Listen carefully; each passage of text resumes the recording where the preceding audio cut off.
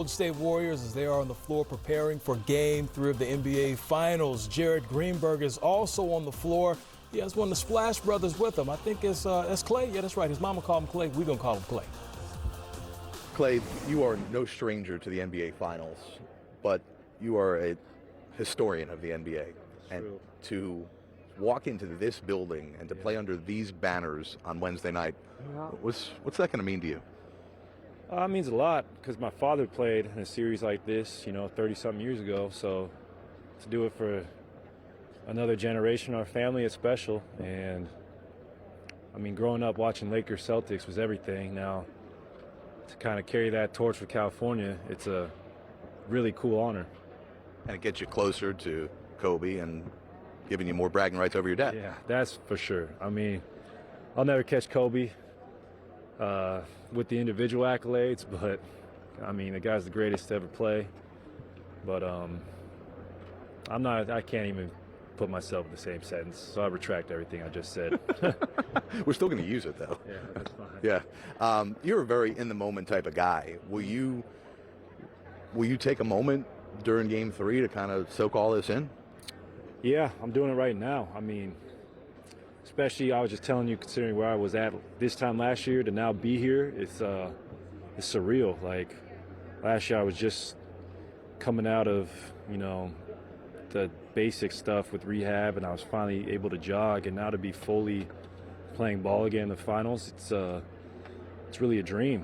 And the mission's not complete, but we're on our way, and it's just a moment I will cherish forever.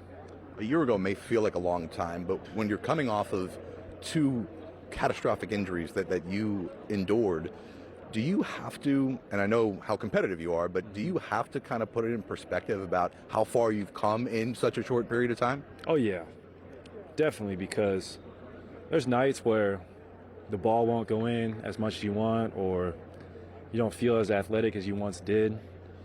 But the fact that you're out here and contributing after two big surgeries and two big rehab stints, it's you got to give yourself credit, because that's the hardest part of being an athlete, is when you are knocked down and you do lose a step or you do lose a little athleticism. It's just about fighting, and I can't tell you how many books I read and how many sports films I watched to inspire myself, whether it was Rocky, the original, or reading breaks of the game.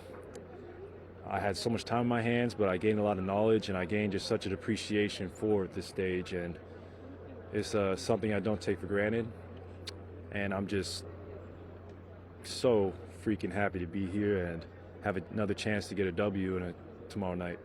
With that being said, I know you obviously want to shoot better than you have in the first two games, so do you just have to be Klay Thompson and forget about it all, or what have you done to make sure Wednesday night Game 3 is different? Well, you take stock and you realize I had a bad shooting night, but we won by almost 20 points. So I had to do something right, whether it was playing hard or playing great defense. And for me, it kills me when I don't shoot well. Like, that's what I pride myself on. And when you consider yourself one of the greatest to shoot it, you expect greatness every time you step on the court. And even the greatest to ever play weren't immune to bad shooting nights. So for me, it's just about reminding yourself who you are and sticking to the process, doing all the little things to make sure you have a big night, and just keeping that confidence high, because we're here for a reason. Throughout the run to the playoffs, I've spoken to you after you've kind of snapped out of some of those funks, and you looked at me and you said, did you expect any different? Mm-hmm. And I would imagine that's the same for you going into tomorrow night. Oh, yeah. If you study the history of my career and being on the stage, I've had plenty of off nights, but it's about those ones where you respond and the basket just seems bigger. The ball is just flicking off your wrist with ease. So I expect to have a night like that, either whether it's tomorrow or the Game 4. I just know it's coming. It's just about sticking to the process. Maybe we see Game 3 Klay. Look forward to seeing you tomorrow night. I don't need any more nicknames, man. I'll just... Captain Klay? Sea Captain Klay is a good one. Sea Captain. It's probably my favorite, actually. Yeah. Yeah. There's plenty of waters for you to see out here. I know. Feels like Moby Dick, man. One of the greatest novels of all time. So I don't know. I don't want to waste my energy on the boat, though. You know how the boating is, you know. The sun gets to you. Sun gets to you. It could be big chop out there, Right. so I'm going to stick to land this time around. Get some chowder. Thank I'm you. definitely going to get some chowder. GA, he's always got great energy, doesn't he? Yeah, and perspective. Conversation with the Celtics, Derek White, you definitely want to hear it. Derek, I know you've already played in 2 finals games in this series, but we're now in Boston. All these banners up in the rafters. Does it feel a little different? Does it feel special? Yeah, it's gonna be exciting. I mean, the Boston crowd's always it's always been crazy, always been super supportive. So I just know it's gonna ramp up a couple notches here for the finals, and I'm super excited to play in front of the home team or home crowd. Why do you think that over the first 2 games you found a niche, have found a way to be so effective? I'm just trying to take what the defense gives me. I know they're gonna focus on JB and JT, so just try to help them out and space the floor, and whatever they give me, just take advantage of it. That kind of seems like it's been your approach since you came over from San Antonio, right? Like figuring out how to adjust to a team that has 2 defined superstars. How did you kind of weave your way through that? Yeah, I think just finding my niche. I mean, a lot of times they were telling me to be more aggressive instead of just being so passive and looking for them.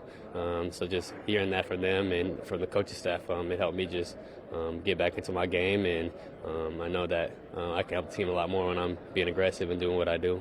And that's on the offensive side, but not being a liability on the defensive side has been something I know you've taken a lot of pride in. Yeah, I mean, playing for Pop, that was a big thing, and coming here, like, if you want to play, you got to be able to guard, and the things we're doing defensively, so it's been a lot of fun, and you got to go out there and compete each night. Are there similarities in playing in San Antonio for Pop as there are playing in Boston for Coach Udoka? Yeah, definitely some similarities, definitely some things that Coach got from San Antonio and his time there, and it made the transition a lot easier for me. All right, so let's talk about Game 3. Obviously, the turnovers were a big talking point coming out of Game 2. How do you guys clean those up? Yeah, I mean, I think when we take care of the ball and we're moving the ball and we're getting great shots each time, we're tough to beat. So just trying not to play in a crowd, make simple plays, and we're pretty good when we do that. And is there like a focus, and I know you have your role and other guys have their role in the team, but is there a focus to make sure you can get Jalen and Jason going in the same game? I mean, they're special. They do a lot of special things each and every night that aren't even really scripted. So we're not too worried about getting them going each night. We know that they're going to bring it, and they've been carrying us this whole postseason.